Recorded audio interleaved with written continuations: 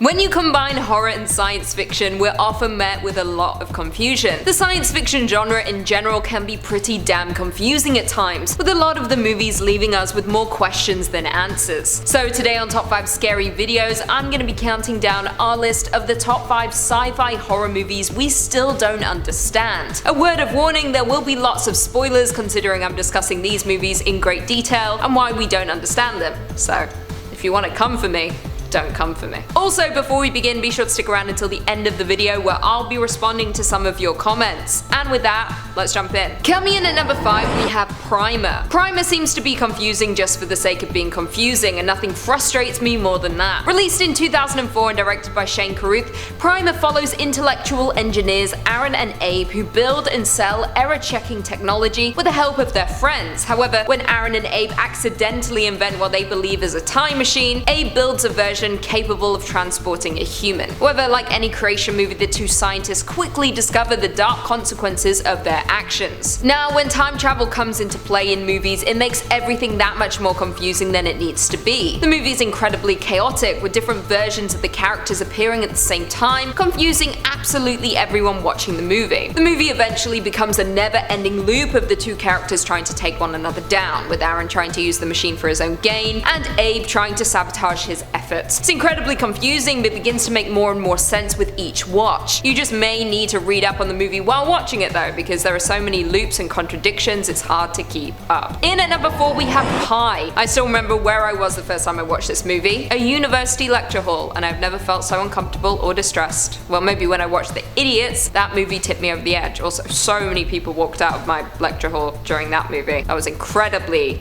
offensive. So if you want to watch an offensive movie, go watch The Idiots. Anyway, released in 1998 and directed by Darren Aronofsky in his directorial debut, Pi follows a mathematician with an obsession with finding complete order in the world. Yeah, riveting stuff, entertainment at its finest. The movie explores the themes of religion, mysticism, and the relationship of the universe to maths. So if you're like me and failed math more than once, this movie is not for you. Now, essentially, this guy is a paranoid schizophrenic, with his paranoia adding fear and unease to the entire movie. Not to mention, it includes heavy David Lynch-esque imagery, and for anyone familiar with David Lynch, he's not the most comforting. He relies on discomfort in all of his movies. Throughout the movie, you're never quite sure what is real and what is an hallucination. It is easy to lose your way when watching this movie and to just go with the flow without quite understanding what is happening. Like I said, the lead character believes there are underlying mathematical patterns to everything in the universe. So he builds a supercomputer that gives him the number 216, which he believes could be the key to unlocking the pattern. What pattern?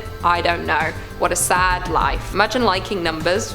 He then becomes attacked by a high-powered organization who wants to use the number to predict the stock market, so our protagonist drills into his skull to destroy his memory of the number. In at number 3, Annihilation. I absolutely loved Annihilation, but I can safely say that I still find this movie confusing, and with each watch I'm learning something new. Released in 2018 and directed by Alex Garland, Annihilation stars the likes of Natalie Portman, Jennifer Jason Leigh, Gina Rodriguez, and Tessa Thompson, with it following a group of explorers who enter what is referred to as the Shimmer, a mysterious quarantine zone of mutating plants and animals, which is a result of some kind of alien presence inside of the Shimmer. Now, the movie is thrilling from start to finish, with the group of researchers heading inside of the Shimmer and encountering giant mutated creatures and other strange goings on. However, it is incredibly confusing to follow, with many blink and you'll miss it foreshadowing moments that are very important to the story. The movie also doesn't follow a linear narrative, which adds to the already existing confusion.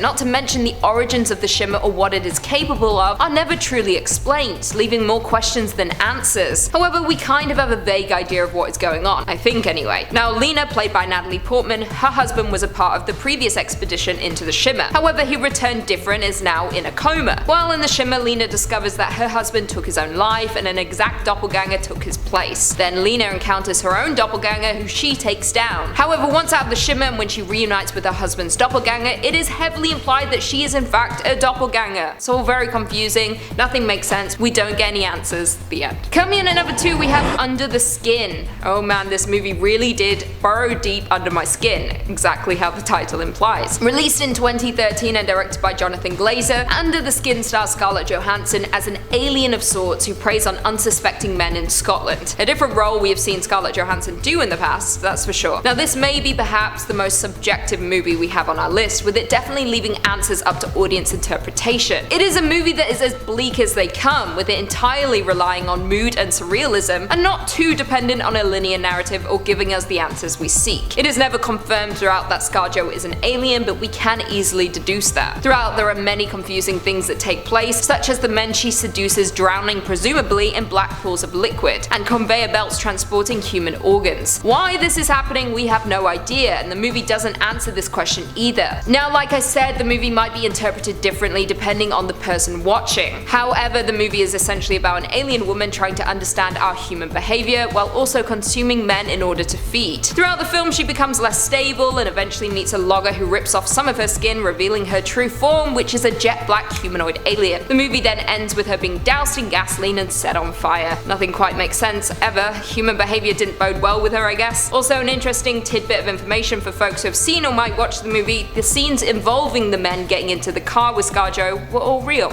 They had no idea until after they filmed it. And finally, in at number 1, we have 2001: A Space Odyssey. 2001: A Space Odyssey is considered to be not just one of the greatest science fiction movies of all time, but one of the greatest films of all time in general. And it's true, the movie is incomparable, and there are very few movies that even come close to touching it. However, saying that, it is still one of the most confusing movies ever made, with many pretending they understand, when in actuality we have no idea what is going on. I am one of those people. I'm a pretender. I have no idea what the going on. Released in 1968 and directed by Stanley Kubrick, 2001: A Space Odyssey follows a voyage to Jupiter with the sentient computer HAL after an alien monolith is discovered to be affecting human evolution. Now, what we know is this: a black monolith is discovered in a crater on the moon, and it has been transmitting some kind of signal to Jupiter. So a group of scientists, including Dr. David Bowman and Dr. Frank Poole, along with the sentient computer HAL, embark on a mission to the planet. However, as we know, HAL malfunctions and takes down everyone except Bowman. Then, before we know it, Bowman is sucked into a vortex and then into a bedroom where he rapidly ages. He then reaches out to the monolith and transforms into a giant fetus that is orbiting Earth. Yep, simple, very easy to follow. I can assure you, when watching the movie, it is not as simple to follow. Thankfully though, Kubrick did go into detail about the movie, stating, I quote, "The idea was supposed to be that Bowman is taken in by godlike entities, creatures of pure energy and intelligence with no shape or form. They put him in what I suppose you could describe as a human zoo to study him, and his whole life passes from that point on, and he has no sense of time. It just seems to happen as it does in the film. When they get finished with him, as happens in so many myths of all cultures in the world, he is transformed into some kind of super being and sent back to Earth, transformed and made into some sort of Superman. We have to only guess what happens when he gets back." Yep, I can safely say that that was not my interpretation of the movie the first time I saw it, that's for sure. I just thought there was a giant baby floating outside of Earth. Props is, to be honest. Well, there we have it. Do you guys agree with that list? Were there any confusing sci-fi horror movies that we missed? Leave us all your thoughts and feelings in the comments down below, and perhaps we can do a part 2. Before I go though, I just want to respond to a few comments from one of our last videos, Top 5 Horror Movie Victims Who Deserve Death Part 2. Lauren Boulding said, "I completely love this list, Queen Lucy. Your darkness fills my black empty soul and heart. If given the chance, I would bring you here for some dates. I'm sure you get that a lot, just a request." Thanks, I don't get that a lot. I never get that.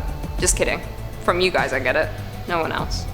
Thanks, I appreciate it. I've got a dark and empty soul as well. Step Into the Light said, "Loved Midsommar, cheered when he died."